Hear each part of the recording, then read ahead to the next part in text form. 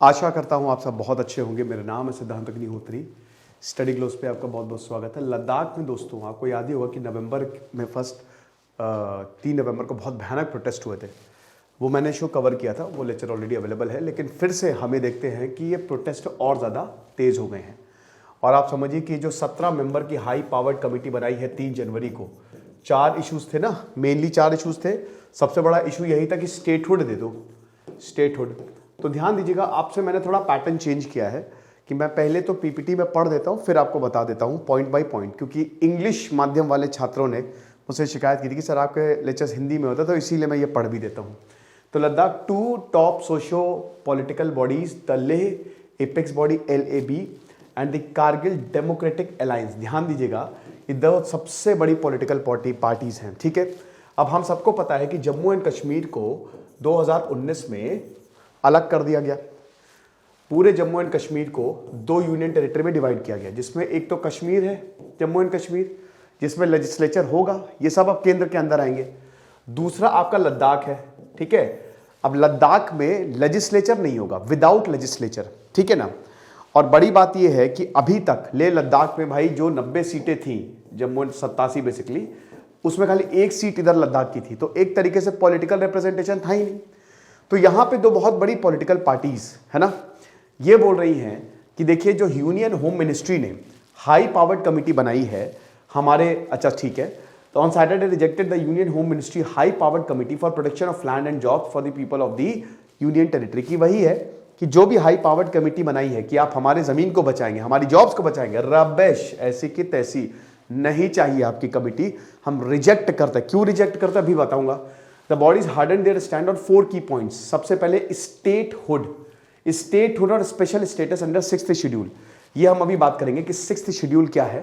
But आपको बता दो कि मिनिस्ट्री ऑफ होम अफेयर्स जो है वो कह रही है कि देखिए हम सबके साथ बात कर रहे हैं, हमने कमेटी बनाई है और हम चीजों को सॉर्ट आउट करेंगे। तो ये प्रॉब्लम आ रही है। तो दोनों पार्टी ने यही बोला है कि they will not participate in any meeting headed by a committee that is empowered to discuss the 4 issues. अब देखिए, सबसे पहले तो स्टेटहुड दीजिए, हमको यूनियन टेरिटरी नहीं बनना है। लद्दाख को एक पूरा का पूरा राज्य बनाइए, पूर्ण राज्य बनाइए, है ना। नहीं तो 6th शेड्यूल के अंदर हमको लेके आइए। Safeguard under 6th schedule of the constitution of India in order to protect the interest of the tribal people. 6th schedule जो है उसके डिसएडवांटेजेस भी बहुत है, एडवांटेजेस भी बहुत है, अभी हम बात करेंगे। ट्राइबल पीपल से रिलेट करता है, इसको अभी थोड़ा सा रुक जाइए। Formation of public service commission. भाई देखो, आप क्योंकि ये यूनियन टेरिटरी है तो यूपीएससी के थ्रू ही आएंगे, लेकिन हमको अपना पब्लिक सर्विस कमीशन चाहिए, जो कि स्टेट के पास राइट होता है, बट ये स्टेट नहीं है, यूनियन टेरिटरी है। And reservation of job for youth of Ladakh, Ladakh के युवाओं के लिए, क्योंकि लद्दाख में बहुत बड़ी दिक्कत ये है कि स्कूल्स नहीं है, ठीक है।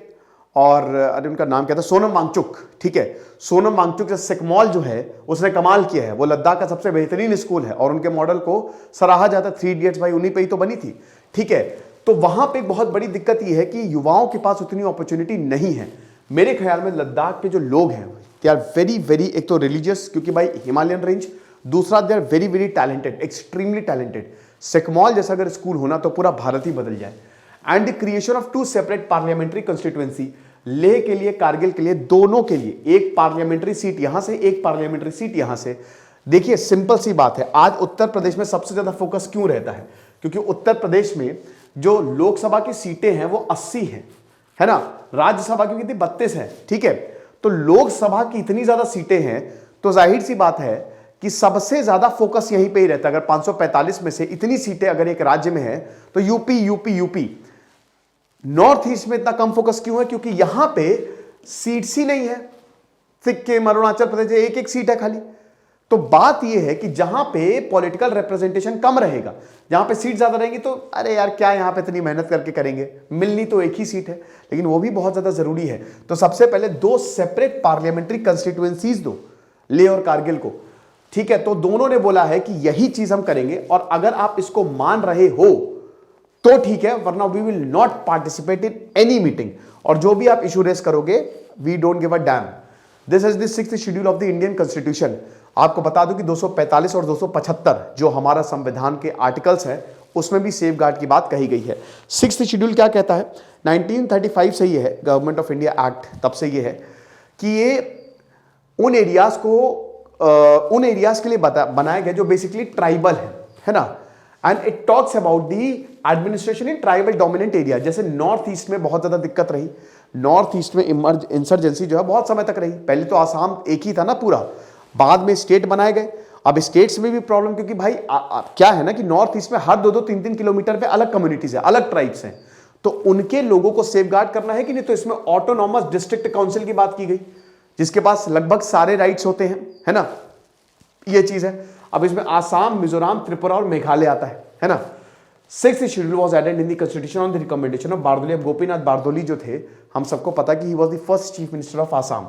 तो बारदोली कमेटी पे ये इसको पूरा का पूरा बनाया गया था, और यही था कि ट्राइब्स को प्रोटेक्शन देने हैं। वो जो बोल रहे हैं उनके लिए हमको काम करना है, वरना दिक्कतें बहुत ज्यादा होंगी। तो इसमें लिमिटेड ऑटोनॉमी दी जाती है। भाई सेंटर तो रहेगा ही रहेगा, सेंटर तो रहेगा ही रहेगा, लेकिन ऑटोनॉमी जो है इतनी भी नहीं दी जाती है कि सेंटर को ओवर पावर कर ले। बट टैक्स कलेक्शन की ऑटोनॉमी, कंस्ट्रक्शन की ऑटोनॉमी, जॉब्स तक की ऑटोनॉमी यहां पे इनको दी जाती है, ताकि इनके राइट्स, कल्चर, सब कुछ, एथनिसिटी जो है वो बचे रहे। तो ये है। अब आप देख सकते हो कि जो 4 राज्य इसके अंदर आते हैं, मेघालय, मिजोरम, त्रिपुरा और आसाम, इनमें कौन कौन सी ऑटोनॉमस डिस्ट्रिक्ट काउंसिल जो है वो बनाई गई है, कहां कहां एरिया में बनाई गई है। तो अब लद्दाख यही बोल रहा है कि हमको भी 6th शेड्यूल के अंडर लेके आओ। लेकिन दोस्तों इसमें प्रॉब्लम भी बहुत ज्यादा है। सबसे पहली बात तो ये हमारे संविधान को ही अंडरमाइन करता है। क्यों? क्योंकि एक बात बताइए, नॉन डिस्क्रिमिनेटरी नहीं है। आप ट्राइब्स को इतना ज्यादा राइट्स दे रहे हो, बट नॉन ट्राइब्स का क्या? बहुत लोग ऐसे भी है जो ट्राइब्स से नहीं बिलोंग करते हैं। Article 14 equality before law, article 15 right against discrimination, article 19 right to settle any part of India. आप यहां पे सेटल नहीं हो सकते, आपको पता है ना। यहां पे अगर आपको सोच रहे हो घर बना लेंगे, नहीं बना सकते आप। इनर लाइन परमिट आपको बहुत जगह लेना पड़ेगा। एक्ट ईस्ट पॉलिसी के अगेंस्ट है ये, ठीक है। तो एक तरीके से दिक्कतें जो है वो बहुत पैदा करता है। फिर उसके बाद मल्टीपल पावर सेंटर हो जाते हैं। मल्टीपल पावर सेंटर की वजह से ना, अगेन एक तरफ सेंटर है, राज्य है, और फिर उसमें आप घुसा दीजिए ऑटोनॉमस डिस्ट्रिक्ट काउंसिल, तो इतने पावर सेंटर। अब जैसे मेघालय में राज्य है, लेकिन मेघालय के बहुत सारे पार्ट्स में एडीसी बनाई गई है। तो इसमें कई बार हमको कॉन्फ्लिक्ट देखने को मिलता है। भले ही वो राज्य है, लेकिन रियल पावर यहां पे ट्राइब्स के पास है। लेकिन बनाना भी जरूरी है, क्योंकि देखिए अगर हम इनको राइट्स नहीं देंगे, क्योंकि भाई देखिए नॉर्थ ईस्ट तो इन्हीं का ही है, यही लोग यहां पे रह रहे हैं, तो अगर हम इनको राइट्स नहीं देंगे तो कॉन्फ्लिक्ट होगा, और ज्यादा कॉन्फ्लिक्ट होगा। लोगों को चाहिए कि वो अपने कल्चर को बचा के रखें, तो इसीलिए 6th शेड्यूल जो है वो बहुत ज्यादा जरूरी भी है। तो भारत ने इसको पूरी तरीके से बैलेंस आउट जो है वो किया हुआ है। तो मेंबर ने यही किया है कि जो कॉम्पोजिशन है, सबसे पहले तो कॉम्पोजिशन हम इसको मानते ही नहीं है। जो 17 मेंबर्स आप लेके आए हो वो पूरे आपके हैं, ठीक है। आपने हमसे कंसल्ट ही नहीं किया, केडीए से आपने मतलब हमसे कंसल्ट ही नहीं किया, और आपने अपने ही हिसाब से यहां पे मेंबर्स घुसा दिए हैं। तो ऐसे तो चलेगा नहीं, ऐसे तो चलेगा नहीं। Both the parties will agree to participate in any meeting headed by a committee which is empowered to discuss 4 issues in questions, that is statehood, constitutional safeguard under the 6th schedule of the Constitution of India in order to protect the interests of the tribal people of the Ladakh, formation of public commissions, reservation of jobs for the youth of Ladakh and creation of 2 separate constituencies। ये statement बोला है। अब देखिए ministry of home affairs तो positive है कि हम तो भाई चारों इशू पे बात करने को तैयार ही। हमने कमेटी इसीलिए बनाई है, हम कमीशन इसीलिए ही बनाए हैं ताकि आपसे बातचीत हो सके।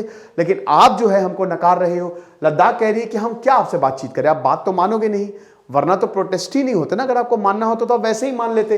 ये हिसाब किताब है। और 2019 में हम सबको पता है कि इसको कार्व आउट किया गया, और 3 जनवरी को अभी एक 17 मेंबर की कमेटी बनाई कि कंसिडर करेंगे, हम जो भी आपकी मांगे वो कंसिडर करेंगे।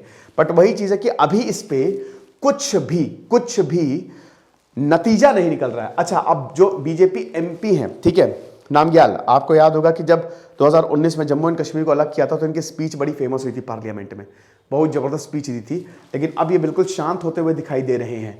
तो सेंटर को उन्होंने बहुत मतलब ये बोला कि देखिए हमने कम से कम कमीशन तो बनाई है, कितनी बड़ी बात है। कमीशन बनाना ही नहीं, उस पर काम करना भी बहुत ज़्यादा ज़रूरी होता है। तो वही है कि अगर आपने हमारी बात नहीं मानी तो हम जम्मू में प्रोटेस्ट करेंगे, और ये मैसिव प्रोटेस्ट होगा 15 जनवरी को।